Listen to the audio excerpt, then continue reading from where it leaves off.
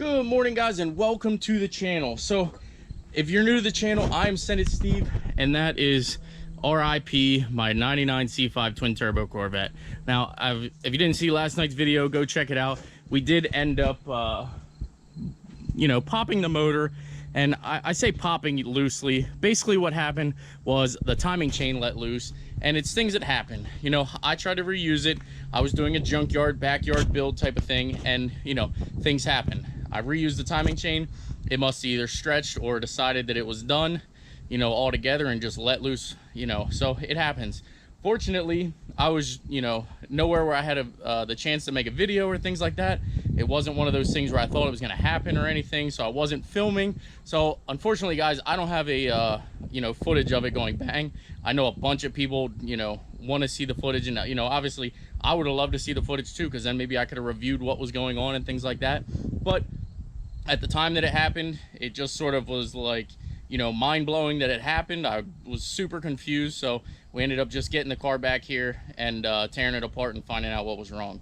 So today, what I'm going to actually do is I'm going to review a Harbor Freight welder.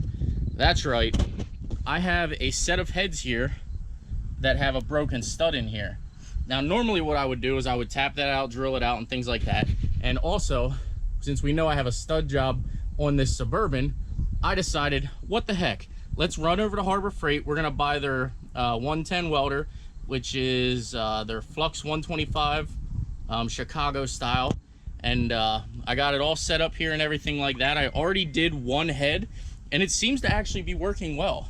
Right here is the broken stud that I was able to weld a little groove onto and extract it out. So far so good. I'm gonna actually try it on this head, and now I actually decided, hey, why not film it and make a video about it, seeing as now I got the welder all set up where I need it to be, things like that.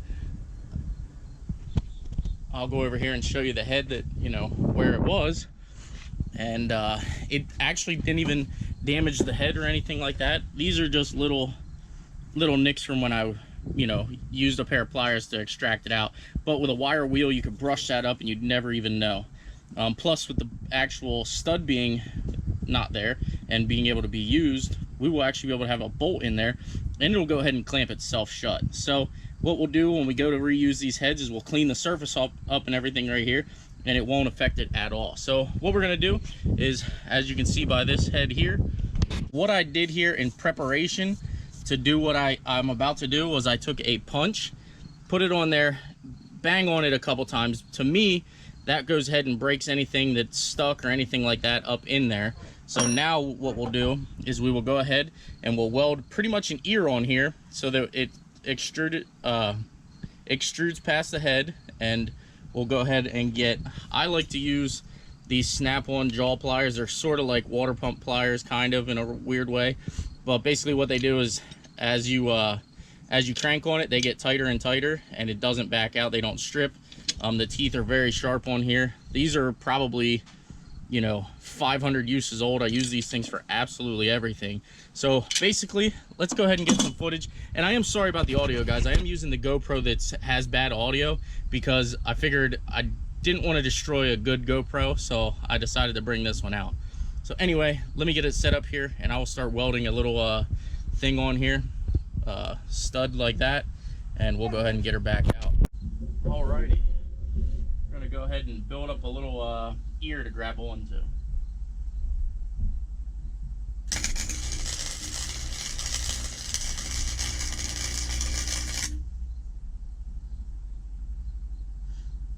You want to do it in stages also, guys. You don't just want to keep it there. You definitely want to do it in stages. Build up a little at a time and let it cool down, then go back in and weld some more.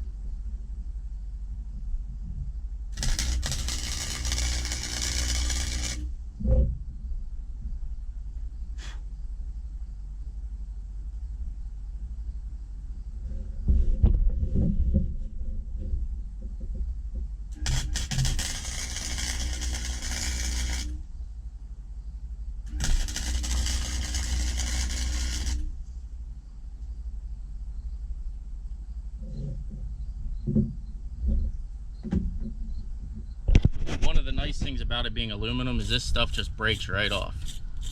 So as long as you do it perfect the first time, the reason that head looks a little beat up like that is because I was setting the welder up and things like that. But once you get the welder where you need it to be, you'll be good to go. It won't leave marks or anything like that. Those little ears, they just pick right off. And this actually does come with the welder also, which is kind of nice. So go ahead and clean her off. The other thing you could do is you could get like welder's paste, I think it's called, and just put like a bunch of it around here, and that'll stop that stuff from sticking. But obviously we know that this head is junk, so we're just kind of out here practicing before we go over and do it on the truck.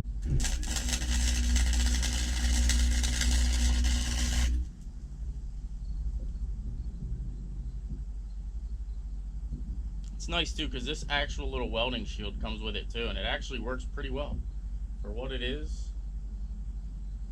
I'm a-okay with it.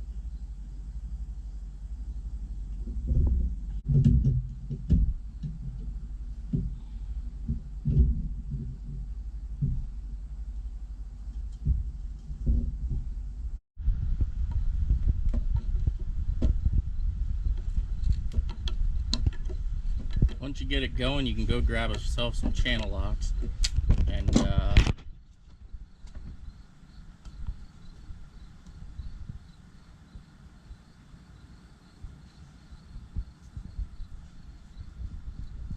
pretty much once it cools down, you can just go ahead and back it out with your fingers. And there you have it. That stud is officially out with minimal damage too. There's both of them that I welded and drilled out, and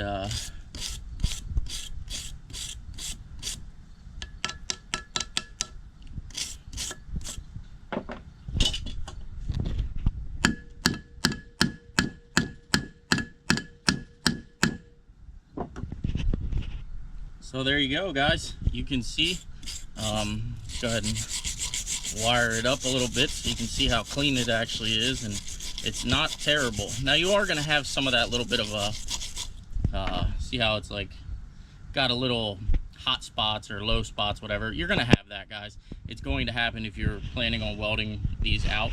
But with a new gasket and everything in place, you'll be all right. It's not gonna leak or anything like that. So now that we know that works, we are gonna head over to the Suburban. Now that we got her all set up where we need to go, and we practiced on 2 different ones, so I think we're good to go. We're gonna go over to the Suburban, pull the old manifolds off, and we're gonna weld these up. All right, so now that we have our practice done, I went ahead, got this all jacked up.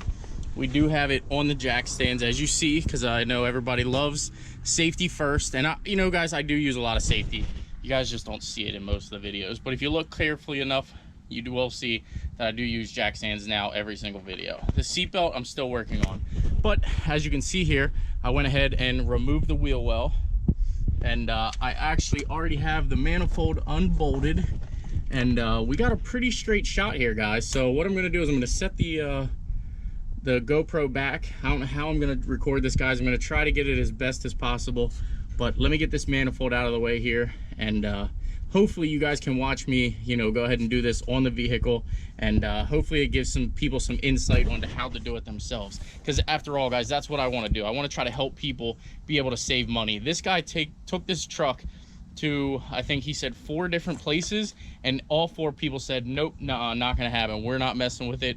We want no liability to it. So I don't mind doing stuff like this because I know I'm helping this customer out greatly, and you know, we're gonna get it done and get it done the right way. So, or the most effective way, I guess we should say. So far so good. Let's keep plugging and chugging.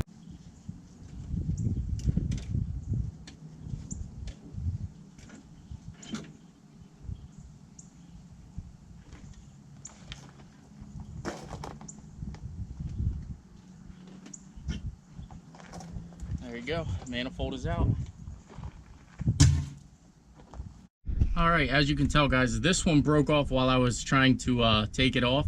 That's how you can tell it's shiny. And then the back one, you can tell it's been broken for a while because it's rusty.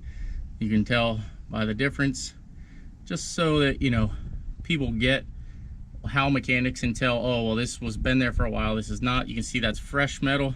that is rusty. So this one's definitely been broken for a while, and you can obviously see that's exhaust leak going up and down. So we're gonna go ahead and pull the spark plug out of the way here, this spark plug out of the way, and I'm gonna go ahead and tap on these, trying to loosen them up, break them free, and then I'll get my pliers in there.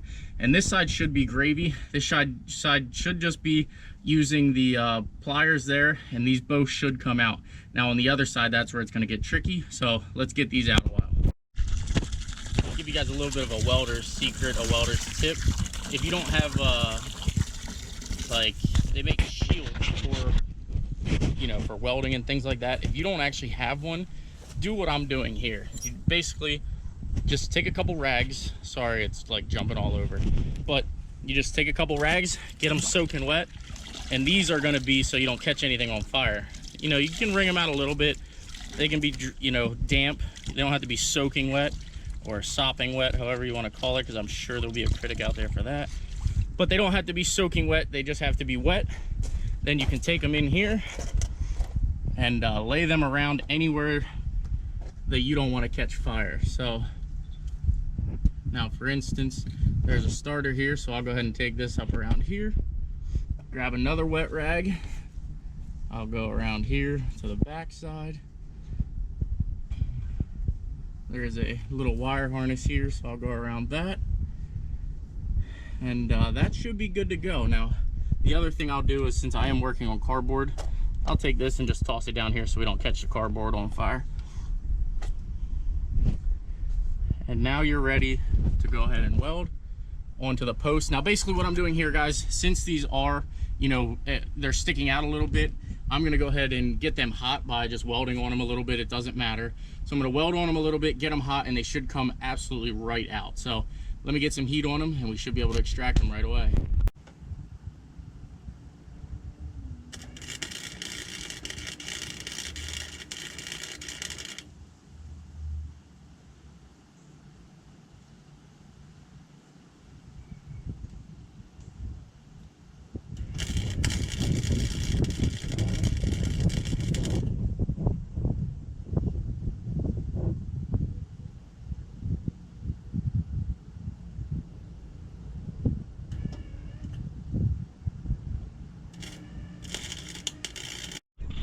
Alrighty then, once you get a nice little lip there, now granted this is about an hour in, so it definitely sucks, but you just get some vice grips, lock them on. Now, I prefer snap-on. You don't have to have snap-on, but they are nice to have.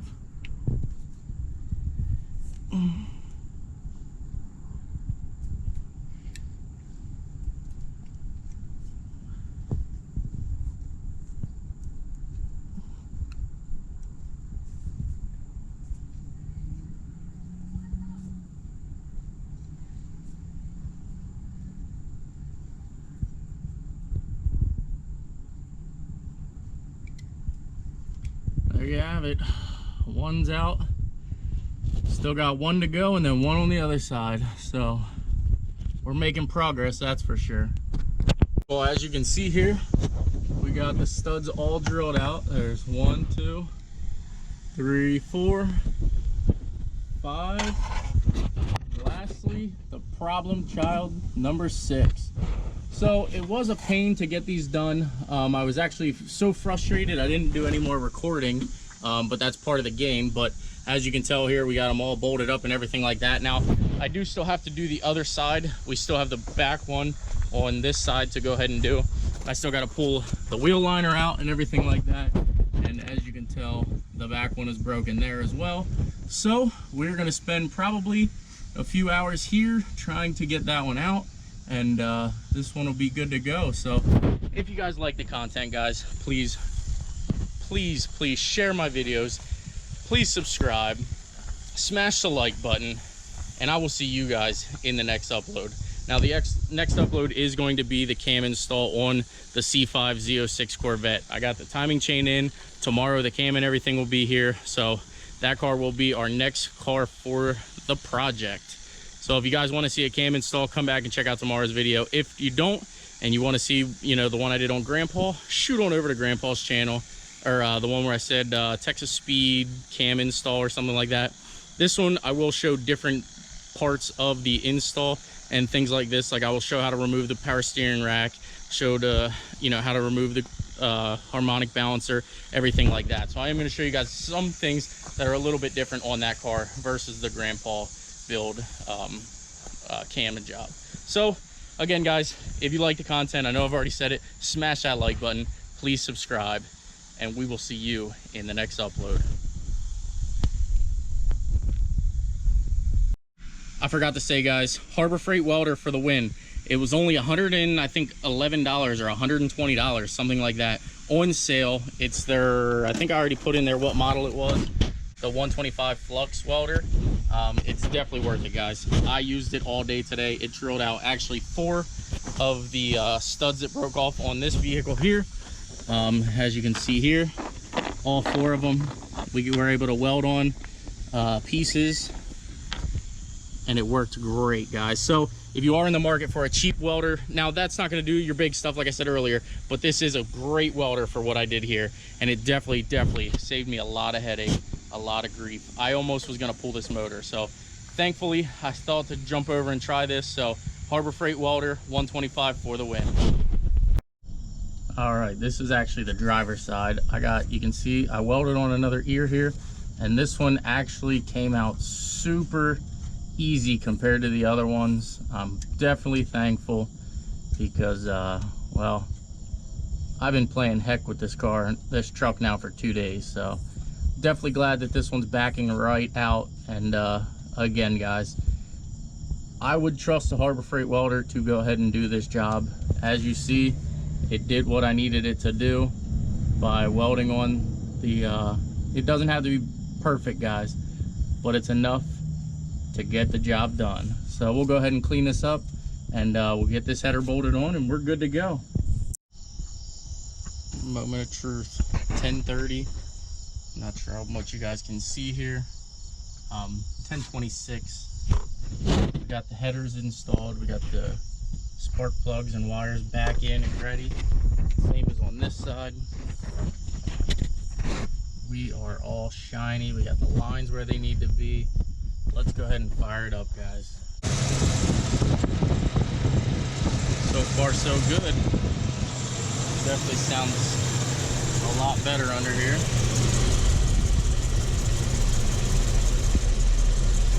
I'd say it was a success.